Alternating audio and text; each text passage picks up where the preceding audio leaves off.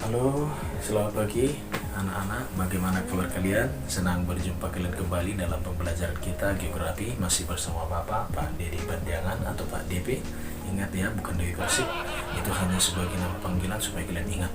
Nah anak-anak, pada pertemuan sebelumnya, pada minggu lalu, kita 2 kali sudah membahas tentang konsep dasar atau hakikat geografi.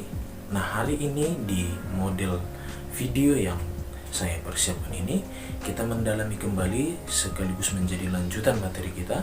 Kita hari ini membahas tentang prinsip geografi, kemudian pendekatan geografi, dan tips mengingat 10 konsep geografi. Siap-siap anak-anak ya? Oke. Baik anak-anak, pada pertemuan kita di pertemuan ketiga ini kita mendalami ada 10 konsep geografi, ada 4 prinsip geografi, dan ada 3 pendekatan geografi. Kita mulai dari pendekatan geografi ya. Yang pertama ada pendekatan ke ruangan atau spasial. Ya, pendekatan ke ruangan ini jika nanti ada soal. Oh ya, ingat adik-adik, nanti di kelas 12 untuk ujian UN, untuk ujian UTBK ya, jika masih seperti yang sekarang modelnya, pendekatan geografi, prinsip dan konsep itu selalu keluar dari topik hakikat geografi. Jadi kalian benar-benar bahas. Nah tadi kita lanjut ke pendekatan ke ruangan atau spasial jika nanti ada fenomena geografi membahas tentang lokasi. Misalnya nih, Indonesia berada di antara 2 benua dan 2 samudra. Dia kan berbicara lokasi. Maka fenomena itu dikaji menurut pendekatan ke ruangan. Sampai sini jelas anak-anak ya. Yang kedua, ada pendekatan ke lingkungan atau ekologi. Itu jikalau kejadian atau fenomena berhubungan dengan masalah lingkungan. Gitu ya. Lingkungan bermasalah, banjir, kemudian tanah longsor, ya. Dan masalah-masalah lingkungan lainnya. Nah, fenomena itu dikaji menurut pendekatan ke lingkungan. Kemudian yang ketiga, ada pendekatan kompleks wilayah atau region. Itu mengkaitkan kejadian yang ada di satu daerah ini dengan daerah yang lain.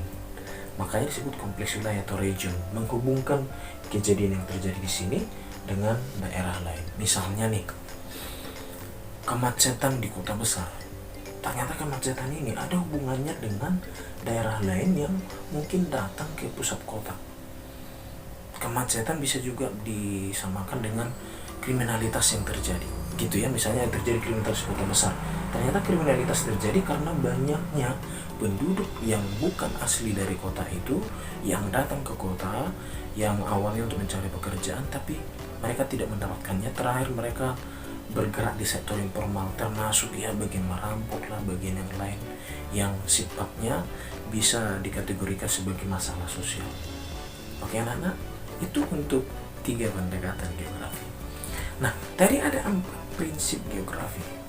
Cara ngingatnya P, D, K, T ya, sekali lagi P, D, K, T. Memang sebenarnya kepanjangan PDKT ini ke pendekatan, tapi untuk prinsip ingat aja mengingatnya PDKT. Kita mulai dari P, persebaran atau distribusi.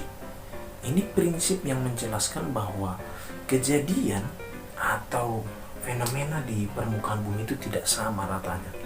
Misalnya gini nih, kira-kira di pikiran kalian negara mana yang paling banyak penduduknya? Yang pasti yang pertama Cina ya, yang kedua India, yang ketiga Amerika Serikat, yang keempat Indonesia. Ngingatnya ingat aja cyanida, bukan cyanida ya. Cyanida. Cina, India, Amerika Serikat, Indonesia. Artinya tidak seluruh wilayah di permukaan bumi penduduknya banyak. Ada terdistribusi di daerah tertentu gitu ya. Atau misalnya satu contoh lagi, barang tambang. Gas alam LPG dan LNG gitu ya. LPG itu kan hurufnya LPG, liquid petroleum gas. gas alam itu di daerah mana yang kalian tahu? Ayo, jangan cuma asal pakai aja dong. LPG atau gas alam ada ditemukan di Arun, Aceh, ada ditemukan di Bontang, Kalimantan. Artinya tidak semua daerah memiliki sumber daya gas. Nah, misalnya minyak bumi lagi. Ternyata minyak bumi pertama kali diambil di Indonesia, dan Pertamina pertama itu ada di Pangkalan Brandan di Sumatera Utara. Pertamina pertama di Indonesia di Pangkalan Brandan.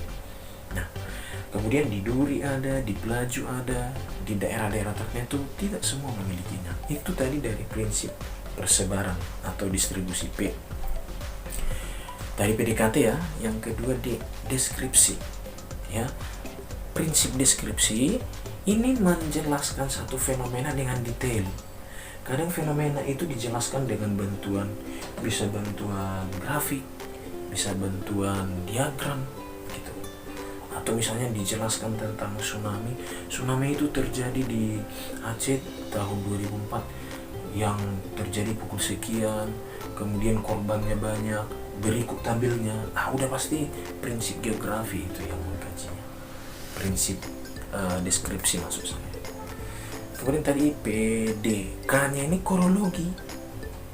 Ini prinsip geografi yang menggabungkan sisi persebarannya, kemudian sisi penjelasannya, kemudian sisi interrelasinya. Nanti ada interrelasinya. Tapi ini kan dulu. Korologi itu gabungan dari persebaran, deskripsi, dan interrelasi. Jadi kita bahas PDK ya. Jadi misalnya mengkaji satu fenomena geografi dari sisi persebarannya, dari sisi deskripsinya dijelaskan dengan detail, dari sisi interrelasi hubungan sebab akibatnya, gitu ya. Gabungan PDT gitu ya.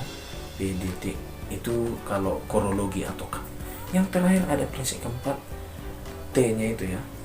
PDKT, prinsip persebaran, deskripsi, korologi, dan interrelasi. Sebenarnya bukan PDKI sebenarnya lebih jelas, tapi PDKT aja berlebih lengket untuk diingat. Nah, interrelasi ini mengkaitkan satu fenomena dengan fenomena lain, hubungan sebab akibat gitu. Misalnya banjir bandang di Bahorok. Kalian tahu ya, Bahorok di daerah Langkat itu daerah sungai yang jernih ya, tempat objek wisata. Gajah juga ada di situ. Tapi pernah banjir bandang, banjir yang membawa gelondongan kayu. Nah, ini bisa dihubungkan banjir bandang ini dengan daerah yang di sana. Rupanya di sana udah ditebangi kayunya. Terakhir air hujan yang datang tidak mampu lagi ditahan oleh pohon yang tinggal, terakhir terbawalah ke bagian hilir. Itu interrelasi. Atau misalnya banyaknya hasil panen dengan kesuburan lahan. Dia sering mengkaitkan satu fenomena dengan fenomena yang lain. Bisa juga misalnya urbanisasi ya. Urbanisasi itu perpindahan orang dari desa ke kota. Kenapa orang dari desa mau ke kota? Karena ada bayang-bayangan, wah di kota nggak ada pajak, nggak ada lintah, nggak main becek-becek, ya paling jaga-jaga toko atau pekerjaan lain bisa. Kalau di desa cuma satu pekerjaan. Artinya perpindahan orang dari desa ke kota dikaitkan dengan masalah di desa. Bisa ada misalnya lahan pertanian makin berkurang, homogenitas pekerjaan. Kemudian di kota dikaitkan lagi karena daya tariknya, kemudian sarana dan prasarana. Cuma hanya di kota ada mall, orang kan mau ke mall, jalan-jalan ke mall. Kira-kira gitu dia anak-anak. Sampai di sini mengerti ya?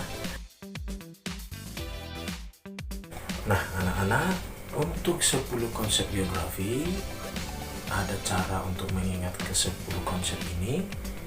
Kita sebut saja Nilo Jago KDI pakai Mugi 10 ya. Yang pertama nilai kegunaan,